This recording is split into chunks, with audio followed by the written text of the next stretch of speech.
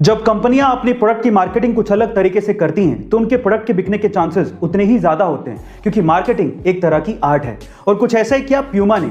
जब 1970 के football world cup में प्यूमा ने पेले को, जो कि फुटबॉल के महानतम खिलाड़ियों में से एक हैं, उन्हें ग्राउंड पे सिर्फ अपने जूतों के लेसेस बांधने के लिए $1,20,000 दिए, जो कि आज के लगभग 7 करोड़ रुपए होते हैं गाइस। क्योंकि प्यूमा ये जानती थी कि स्टार खिलाड़ी पेले जब अपने जूतों के लेसेस ग्राउंड पे बांधेंगे तो सारी दुनिया की नजर उनके जूतों पर जरूर जाएगी, और जब स्टार कुछ पहनता है तो उसको लोग खरीदते हैं और वो प्रोडक्ट अपने आप सुर्खियों में आ ही जाता है। गाइस, आपको प्यूमा की ये स्ट्रेटेजी कैसे लगी कमेंट सेक्शन में जरूर लिखिएगा। 25 जून 2009 को the king of pop Michael Jackson की मौत हुई थी और बहुत से राज उनकी मौत के साथ ही दफन हो गए थे, और उनमें से एक राज था एंटी ग्रेविटी डांस मूव का। गाइस, 1987 में माइकल जैक्सन की एक एल्बम रिलीज हुई थी जिसका नाम था स्मूथ क्रिमिनल, और उसमें उन्होंने एंटी ग्रेविटी डांस मूव किया था, जिसमें वो 45 डिग्री तक बिना किसी सहारे के झुक जाते हैं, और वो भी अपने बैक को सीधा रखते हुए।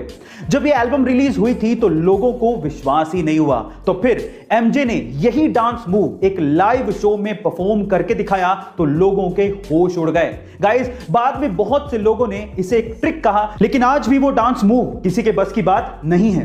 Guys, let's write in the chat we love you MJ. ऐसी अमेजिंग 24 नवंबर 1971 को पोर्टलैंड से सिएटल जाने के लिए डीबी कूपर नाम का एक आदमी एक फ्लाइट पे चढ़ता है। जैसी फ्लाइट हवा में होती है, वो अपने पास ही खड़ी एयर होस्टेस को एक लेटर पकड़ाता है जिसमें लिखा होता है कि मेरे पास बॉम्ब है और तुम तुरंत मेरे पास आके बैठो। जैसी एयर होस्टेस कूपर के पास आके बैठती है, वो उसे बॉक्स खोल के बॉम्ब दिखाता है और कहता है कि मुझे $2,00,000 प्लस 4 पैराशूट चाहिए, नहीं तो मैं सबको उड़ा दूंगा।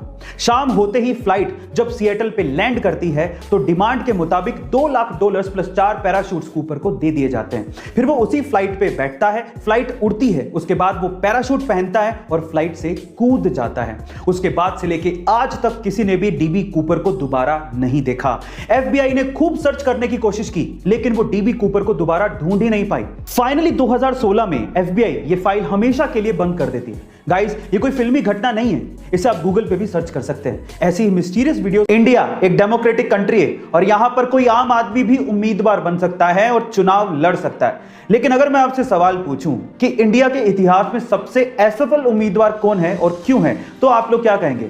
चलिए मैं इसका जवाब देता हूं। इंडिया के इतिहास में सबसे असफल उम्मीदवार तमिलनाडु के डॉक्टर के पद्मराजन हैं, जिन्होंने अब तक लगभग 199 चुनाव लड़े हैं, जिसमें स्थानीय चुनाव से लेके लोकसभा चुनाव तक शामिल हैं, लेकिन वो सभी चुनाव हारे हैं। इनफैक्ट एक बार तो वो राष्ट्रपति चुनाव भी लड़े थे, लेकिन उसमें भी वो हार गए थे, इसलिए उन्हें इंडिया का सबसे असफल उम्मीदवार कहा जाता है। गाइस, आपको ये फैक्ट जान के कैसा लगा कमेंट सेक्शन में जरूर लिखिएगा। झंडू बाम, इस कंपनी को सन 1910 में झंडू भट्ट जी ने शुरू किया था, जिसे सन 2008 में इमामी कंपनी ने खरीद लिया था, लेकिन इसकी असली किस्मत पलटी सन 2010 में जब सलमान खान की मूवी दबंग रिलीज हुई।